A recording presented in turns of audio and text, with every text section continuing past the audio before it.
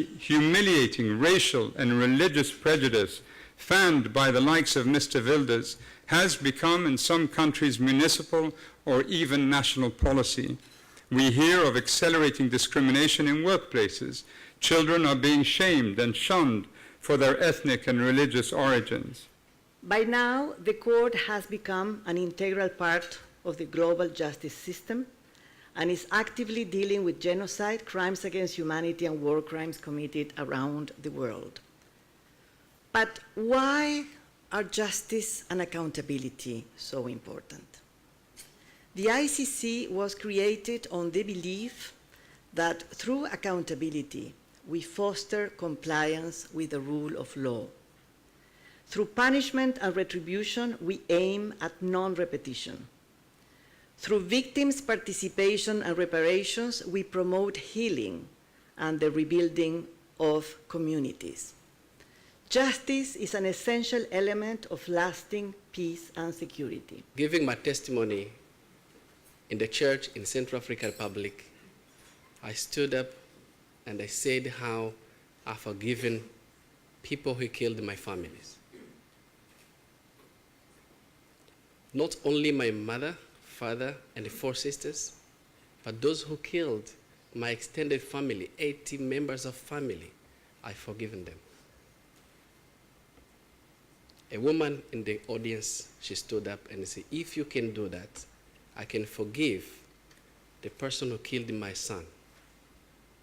And I felt very happy that my testimony have an impact on someone and saved life of someone. Wouldn't that be terrific for my kid? Right? These are logical ways to string together problems that we have and create a solution, a logical solution, a streamlined solution, a successful solution, and a solution that would ultimately make these areas that could become conflict areas, these areas that are out, free for grabs, and people are grabbing them, by the way, would make them peace areas. Because if a corporation goes in and they start giving money, the next thing they're going to do is start putting their business there. And once they put their business there, they are not going to want someone to come in and blow it up.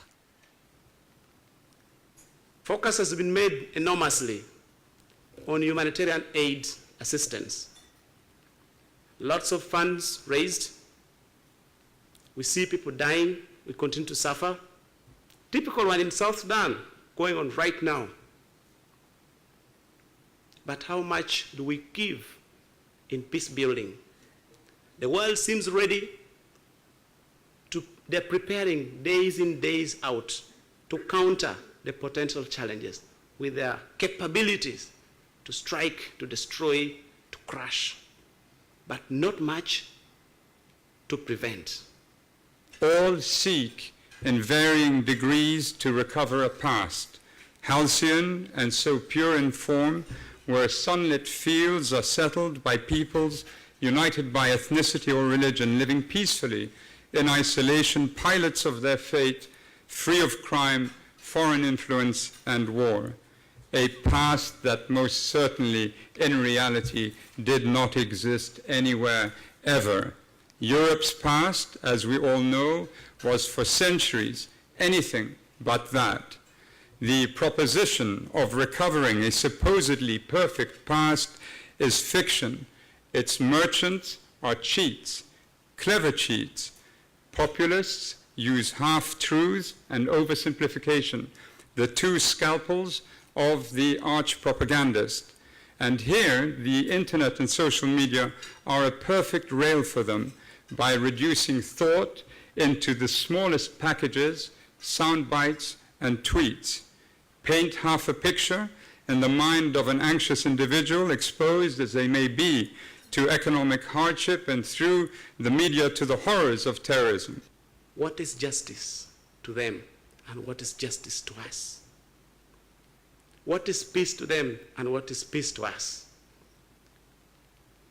Oftentimes we talk about peacekeeping, but the truth of the matter is, if peacekeeping is the reason for peace, Congo, Central African Republic, Iraq, Afghanistan would have been the most peaceful countries on earth.